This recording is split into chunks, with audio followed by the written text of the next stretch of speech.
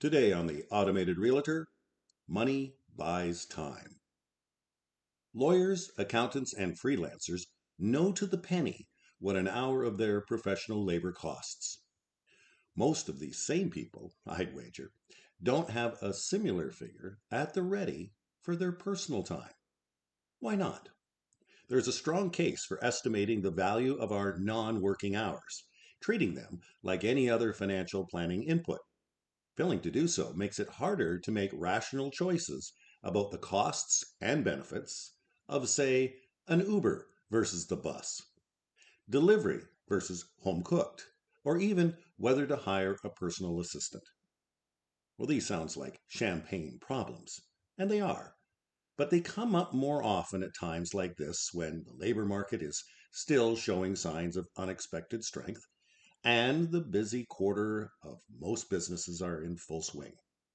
Failing to address them can leave time poor professionals, especially real estate agents, feeling worse than they should, especially given how much they make and how hard they work. Tackling them can help the chronically busy feel, well, more fulfilled in their jobs, at ease in their personal lives, more equal in their relationships, and happier overall. People don't usually stop to think about it, but implicitly, we all have a value that we place on our time. The question is, how conscious are you of that value? Buying back your time is like any other regular expense and can be and should be included in your budget. If you have savings of, say, $4,000 per month and you spend $400 buying back several hours every week, that would be a great deal for you. The key is using the extra time in a way that will help you and is in line with your values. Breaking your time and tasks into four quadrants will help. For example, things you don't like doing and are bad at. Things you don't like doing but are good at. Things you like doing but are bad at. And things you like doing and are great at. Money to me always meant having more pleasure and being able to buy stuff. Having money meant less stress and the gift of options. Money could buy me a relaxing holiday, a better car, a fancier house. These money fantasies were nice until I actually got the money.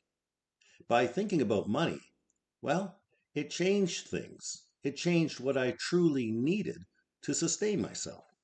And that's when it hit me like a sledgehammer. The benefit of having money is that it allows you to buy back your time. Money buys you time above everything else. When I think about money, the first thing that pops into my head is time. Having the time to write or to read or to be in the studio or to be with your family feels better than any other purchase one can make. I always thought work was about making money. Now I see work as a means of buying time and spending it on the things that matter most to me. This small shift in thinking makes me earn money and spend it differently. Let me give you an example. Buying a $135,000 car equals approximately 3 months worth of living expenses and extra cash from me. Do I buy a giant chunk of metal that brings me joy? No. Or do I buy a year's worth of time to not have to work so much? Perhaps do some writing, write a book, see my family. This is how I think about money. Every physical item I buy takes time away that I could have used for more meaningful things. Buying stuff means having to always invest my time in work rather than living the lifestyle by design. Let's talk about using money to create more money that then buys you more time. There are four actions that you can take when it comes to money. First, earning.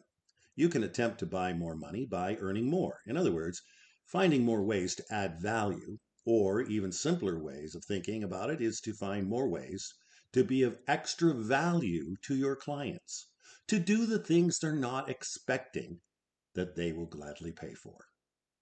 This is a big way to think. Secondly, spending. When you earn more money, you can spend it. This area will be a major factor as to whether you get to trade money to buy back time. If you spend recklessly when you earn money, then you have to keep going back and producing more time to create more money. And so this can become a vicious cycle. 3. Saving. When you earn money, you can save it so that you can use it when you need more time or want to step away from income producing activities.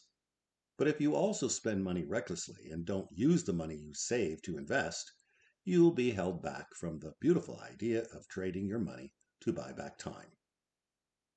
And lastly, investing. Buying back time using money comes down to changing how you view both realities.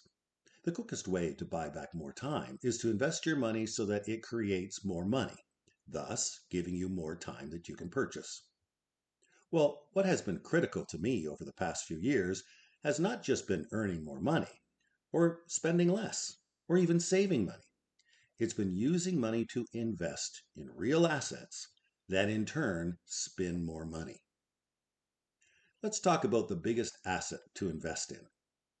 This one sounds so corny, but it's true. Invest in yourself.